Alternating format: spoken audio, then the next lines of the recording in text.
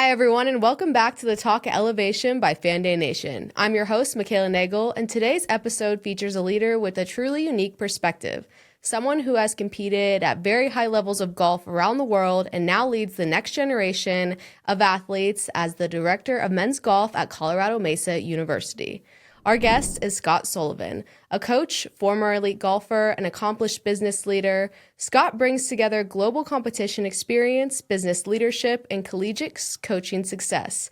And today we'll explore how all that shapes his approach to developing athletes on and off the course. But first, I want to share why Niko Stones is your Valentine destination. Every great love has its moments, the highs, the grind, the comeback. This Valentine's Day, celebrate yours with Niko Stones.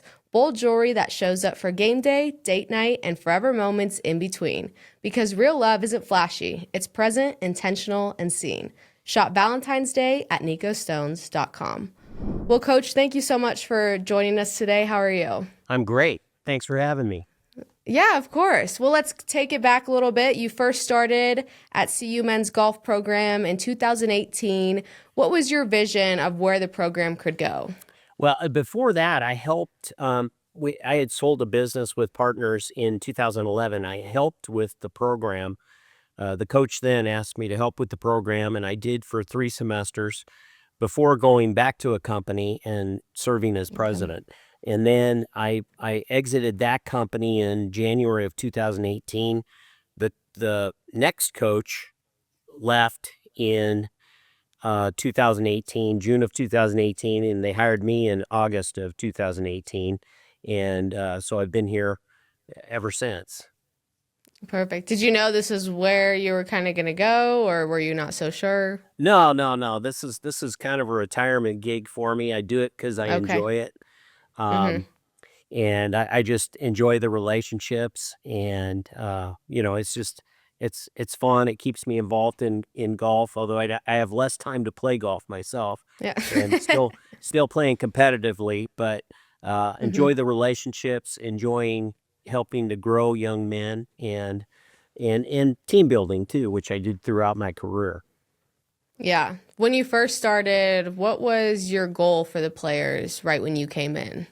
Well, I think that basically it was just I got my feet wet pretty quick. I was late in recruiting for the following year. But my goal was just excellence in all we do and setting a standard. And there was really I didn't have any vision, upper end vision, just excellence in all we do. A lot of our sports at Colorado Mesa are do very well, and they're highly respected. And I spent a lot of time with other coaches, baseball especially, and pick the baseball coaches' brains for how they do things and what they look for, and how you build a culture, which is what I did in business as well. But culture is huge, and I've just enjoyed myself a lot in building the program that we have now. Yeah. Well, it's an amazing program. And since you've come in, you guys, in 2022, the NCAA National Championship, they made it in the first time in program history. That was a major milestone. So what did that season teach you about building that championship level team? Well, there were a few different things. I think just competition within the team is huge. I felt like we didn't have enough good players, that some of our better players weren't concerned that they had to play really well. And but I had an All-American this past May. He graduated, and he was on that team, but he was our 7th man and didn't travel when we did qualify for the national. And then 2 years ago, we should have qualified for the national. We gave it up in the last few holes. We were up by like about 5 strokes within the cut line and gave it up on the last few holes. But I think just recruiting is so important, and I spent a lot of time on recruiting. Try to recruit high level integrity individuals, as well as Hmm. talent. But Yeah. I just think it's I spend a heck of a lot of time recruiting, but and then building the culture of the Hmm. expectations that we should be in the national championship every year. We've gotten an invitation to go to the super regional every year since I've been here. So, Wow. that's the minimum expectation. Yeah, right. When you talk about this culture and you talk to other coaches about it, what do you want to get out of your team? Because golf is, an individual sport. You're swinging by yourself, but you're also on a team. So how does that combine and relate? Well, I think it's just, you know, if you build a good culture, the team will kind of drive itself, and the upper division, upper level, um, Hmm. players on the team, they kind of drive it. And so the young guys coming in, the freshmen, sophomores, they see how the upperclassmen are doing, and Hmm. they understand that standard. I try to communicate that day one during recruiting. I had when I first started, I had a great few guys on the team, and they really loved the weight room. So we're big in the weight room. Hmm. Those guys really established the culture that we've followed through today. That they enjoyed the weight room, and I tell kids, if you don't like the weight room, this isn't the program for you. So, they know we're going to be vested in the weight room. Um, Yeah. but uh, culture culture will drive itself once you get it established, and Yeah. the upperclassmen, they understand it, and that helps drive the younger guys. Yeah, absolutely. So let's go back to when you were competing as a golfer. How did those global playing experiences shape your mindset and how you approach the game today?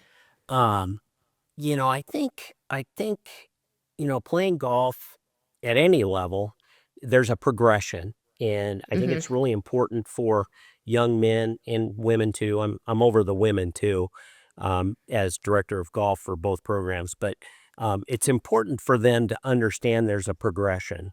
Um, you know, the the guys will come in from high school, um, and I think there's always the anxiousness of coming into a program and not knowing exactly how they fit, where they fit, how it's going to be handling Mhm. school, and doing all of that, and then getting into qualifying. Do I really belong? And then hopefully qualifying for your first tournament and getting into those tournaments, making the top five. So that's the first step. And then the next step is, we all have the first tee nervousness in a tournament, Mhm. and that goes away, and you get comfortable. And then eventually, you've got to get into contention to see how your body reacts, and how it feels to be really in the heat of competition. And, Yeah. you don't get there without a lot of starts. And, Mhm. I think that's the biggest thing for me. When I played in higher level USGA events or RNA Mhm. event, it was important to be well prepared and feel like I belonged, and success comes from that. And the better that you're prepared, the better that you're going to feel when the nervousness will go away pretty quick, and then you can concentrate on that proverbial one shot at a time.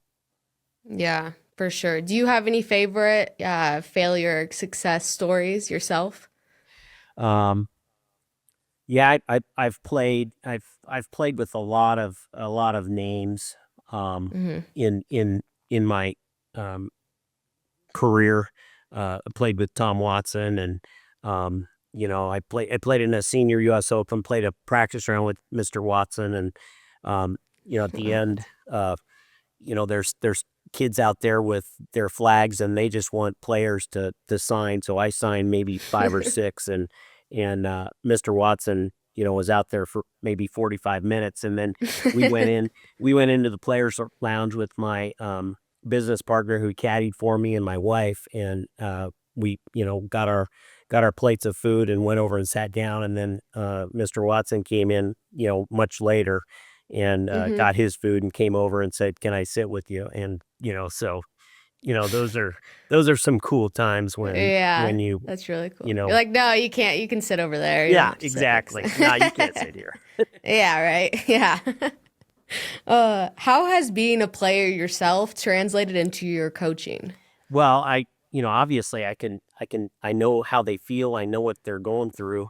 Yeah. Um, I think, one thing that it really struck me when I started to do this was, gosh, I've been playing for 50 some years, and you don't always know what they don't know, and Right. you can't assume that they know something. And so I try to be real basic and then get a feel for how they play on the golf course. And Mm-hmm. but like I said, it's tough to know what they don't know sometimes. But Yeah. uh, I will.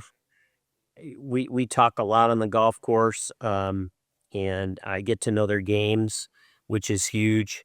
And there's different ways to play golf, and I try to introduce them to the way that I think it should go. And um, whether they heed that or not is another thing. We did do.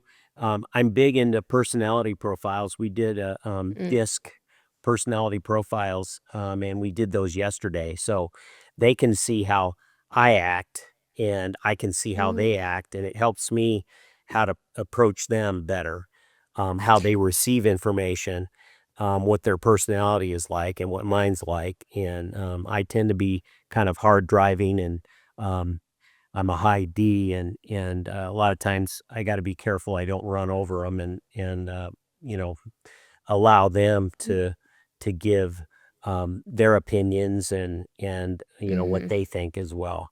But it works Yeah, pretty because well it's on the golf course for me to understand how they are wired. right, because everyone is so different. You never know what to expect out of anyone. So since you becoming a director of men's golf at CMU, what has been the foundation of the program's success in the past 7 years? You talked about culture. Is there anything else that just really drives this program? I think listening to the players, Mm. I tell them all the time, I try to give them the absolute best college experience possible. Um, Listening to the players, we just did, after we came back from winter break, we just did a stop, start, continue survey where they anonymously tell me what to stop, what to start, what to continue, Mm. and then I'll sit down with all of them at once and read off what the comments are on what to stop, what to start, what to continue, Okay. and then I'll say, I might say, "That's a great idea, we'll start doing that," or I might say, "Well, we do it this way because," and so I Mm. think that really helps, listening to the players and communicating well.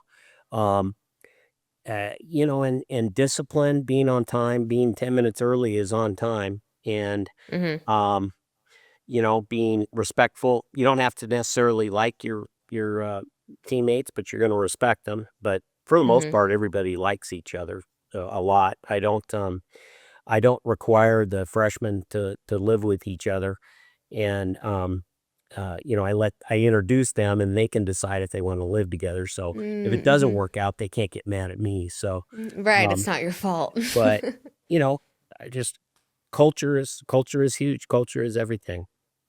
Yeah.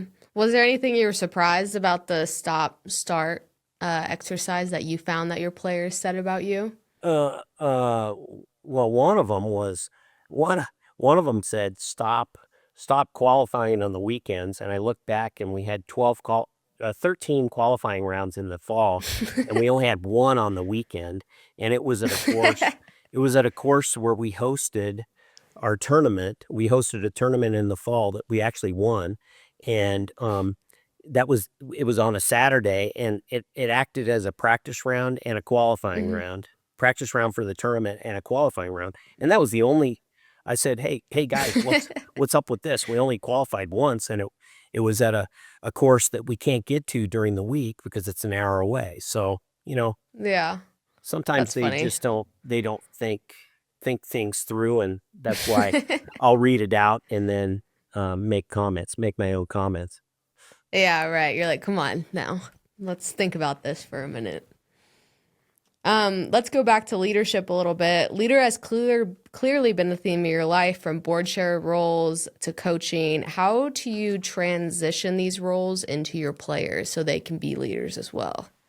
Well, back to culture, and Mm-hmm. um, I'll usually appoint 2 or 3 um, captains, even though I think that individual might not be the best to be a captain, but Mm-hmm. it provides them an opportunity to have the designated leadership, for a year, or however long, and I think that can really help them later in life. But again, culture will help.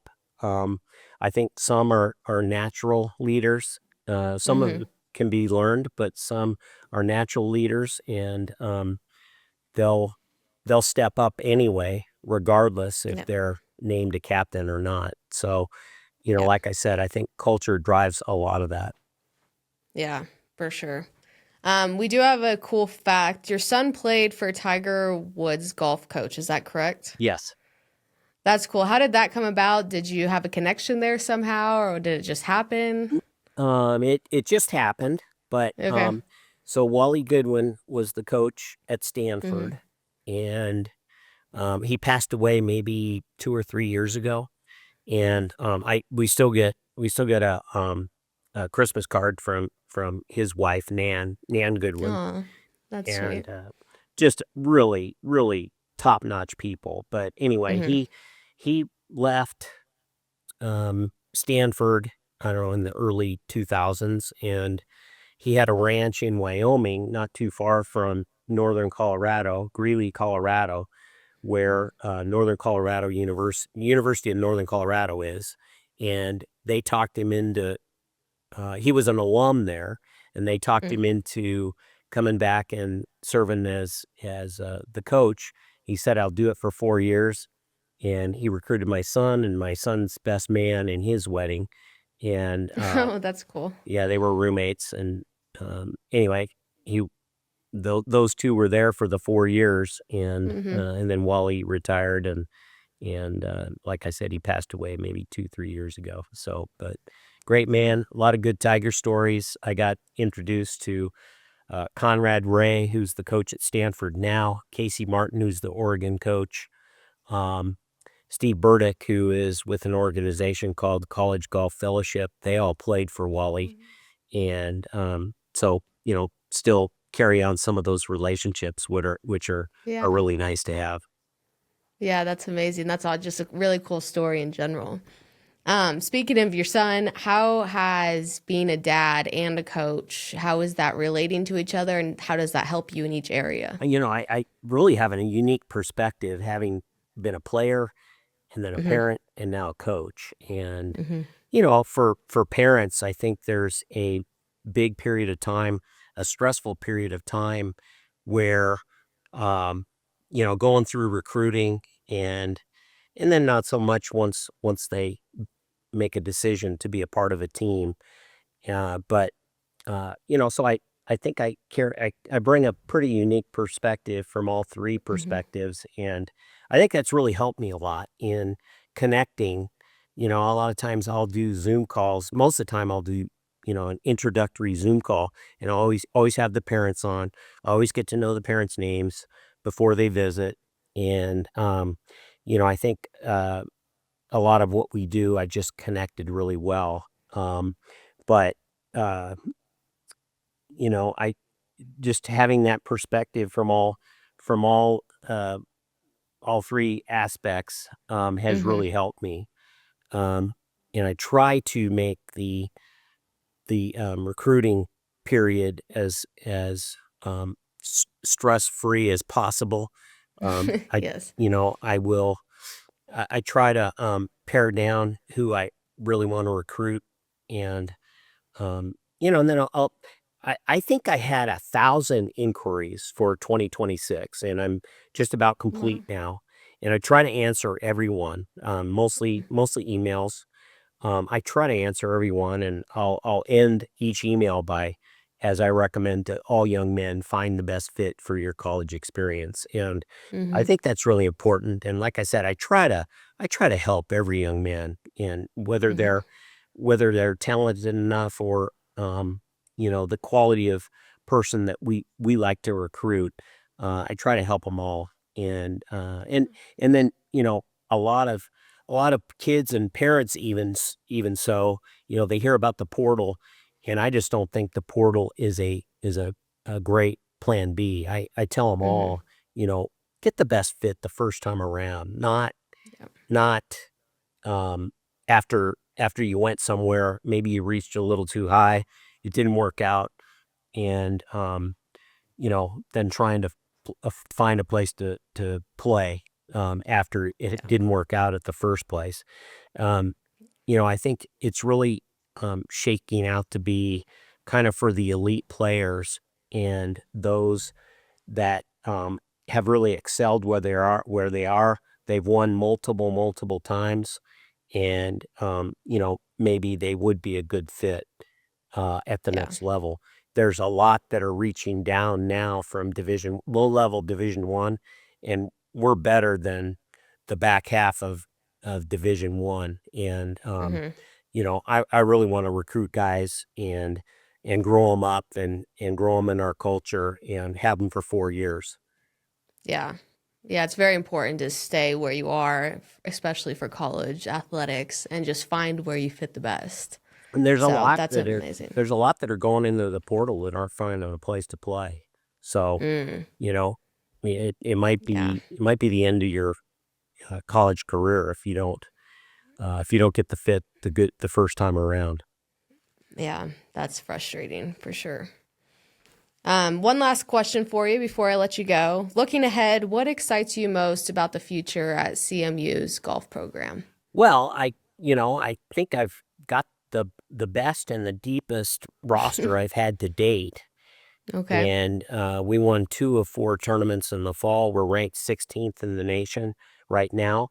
Um, I've got a good recruiting class coming up, but the expectation is we're gonna remain where we are to get a super regional bid.